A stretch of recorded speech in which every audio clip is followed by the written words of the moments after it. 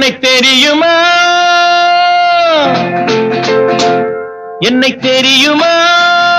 நான் சிரித்து பழகி கருத்தை கவரும் ரசிகன் என்னை தெரியுமா உங்கள் கவலை மறக்க கவிதை பாடும் கவிஞன் என்னை தெரியுமா என்னை தெரியுமா நான் சிரித்து பழகி கருத்தை கவரும் ரசிகன் என்னை தெரியுமா உங்கள் கவலை மறக்க கவிதை பாடும் கவிஞன் என்னை தெரியுமா ஆஹ ரசிகன் நல்ல ரசிகன் உங்கள் ரசிகன்